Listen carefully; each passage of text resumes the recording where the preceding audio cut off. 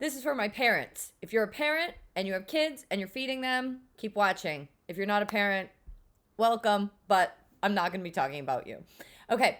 Are your meal times out of control? It's almost noon where I am. Are you already thinking, ugh, it's going to be dinner time soon and I need to feed these people again? Have you wondered, are family meals, are quiet, peaceful, interesting dinner times even a thing anymore? Have you thought to your own childhood where you sat around the table and you listened to your parents and you all contributed? If you're feeling, oh, this is a big one. Will your kids not even sit at the table while dinner is served? Or the one that I am like so passionate about helping you all with, do you put food on the table and then your kids say, oh, I don't want this. And then you're worried that they're not going to sleep or they're going to wake up hungry or that they're not getting enough nourishment. So then you need to get up and go make them something else. I really want to help you with that one. If you're feeling any of these things, you need a fresh restart. So it's easy to think we need to do everything different. We need to throw this all out the window. There's too much to do. It's basically easy to quit because of overwhelm. So let's break this down into 2 very simple steps that you can do to make a baby step of improvement. Because the thing is with kids, any age really, I have little kids, but I've cooked for and served plenty of tweens and preteens. You can't make big changes. I think as adults, we're like, throw this out, let's start over. It's all bad, let's do it again. You can't do that with kids. They freak out with big change. We need little moderate changes, okay? So first things first, I want you to find quiet space. And if you're like the main parent who's doing this, you get started, but then make sure you find time to have a conversation with your partner, or if you have in-laws in your house or any other mealtime partners, they're going to need to be on board too. So I find it really helpful to get everything out of your brain, make a big giant list of all the things that are going wrong with dinner, all the frustrations that's happening. Is it behavior? Are they not eating? Are they picky? Are you tired of cooking? What is it? There might be a lot of things. Then go back and look at the list, and maybe this is where you want to bring in your partner or other adults in the situation as well. What 2 things are the most important? And I recommend here looking for like behavior things or things that make your heart race. Like, where are you feeling a lot of stress? Maybe this is I'm setting down dinner and then they want to get up or they demand that I make something else that's their favorite meal or whatever it is.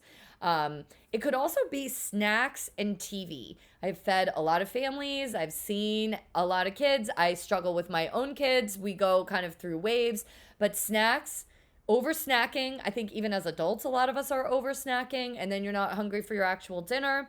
And also watching too much TV. So you're kind of zoning out in that feeling, of not being ready to be at the table. The transition from TV to table is hard.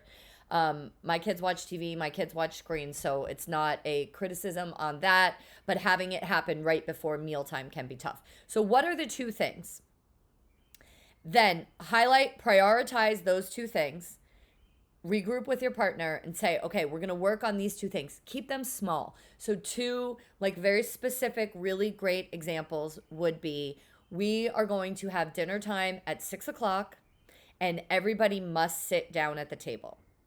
That's it. Not bringing anything else. Dinner time at 6:00, set a schedule, and everybody must sit down at the table. And then number 2, I would say you get home from school or camp or whatever's happening now because summer's ending, and there is going to be 1 snack immediately upon coming home, and then no more snacks until dinner time. So maybe you're seeing that, they're getting hungry. You want them to be hungry at dinner time. So moving that last snack before dinner back earlier. Those are the 2 things. You might still have other issues with dinner, plenty of them, but those are the 2 things you're going to focus on.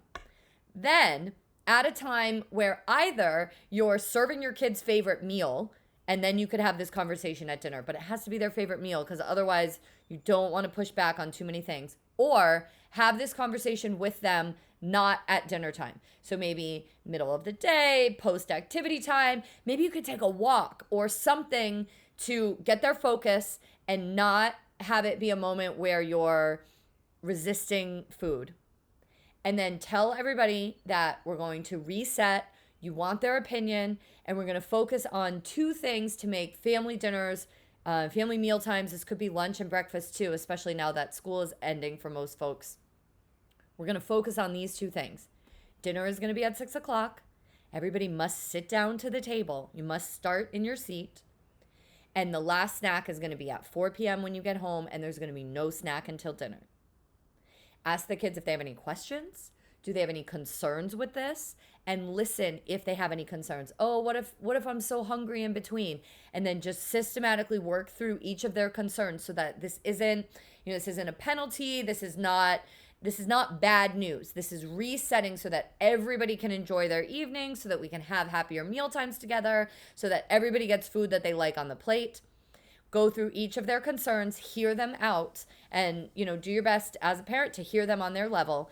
And then, importantly, you say we have room for one more rule. We're going to have 3 new mealtime norms. We came up with 2. Do you have any? And then listen to what the kids say. My 4-year-old might say, every night we have gummy bears with dinner, or, whatever their new norm is. Ask them to think through it just like you did, and then pick the one that they think is the most important. And then this is key. Work that into the new rules. So if they say every night we have gummy bears with dinner, make sure is that really what you want to do? Do you understand the implications of every night we have gummy bears with dinner means there's not going to be other desserts after dinner, and there aren't going to be other sweets before dinner. If you want this for your dessert, every night with dinner, we can have 1 gummy bear or 2 gummy bears or whatever it is. And then you can see in other resources that I have a free webinar that I'll link below that you can take that goes way more into this. But we talk about serving dessert with dinner. That is a legit tactic. Nutritionists and child psychologists recommend it. It's not that crazy. So you could serve 1 gummy bear with their dinner, and then this could be the rule that they want to implement. So it's really, really key that you get them down to adding that 3rd rule, so that, or rule maybe isn't even the best word. It depends on how they react to rules. That 3rd new norm for meals, and then implement theirs. If you have more than 1 kid, they need to work together to make sure that this is the norm they want to do. If that's too much and you think that's going to make them resist, then maybe you can have 4 new norms and each kid gets to add their own.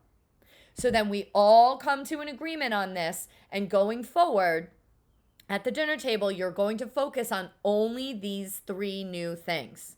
Snack time, sitting at the table, and the gummy bears or whatever thing your kid wants to add. And then you have to really make sure to uphold this for like the next week, the next 2 weeks, without trying to nag or get upset about or be worried about or stress out about or freak out about any of the other issues that are coming up. We're just going to focus on getting these 3 new norms to truly be norms. And then you can repeat this process again, like later on down the line, a few weeks from now.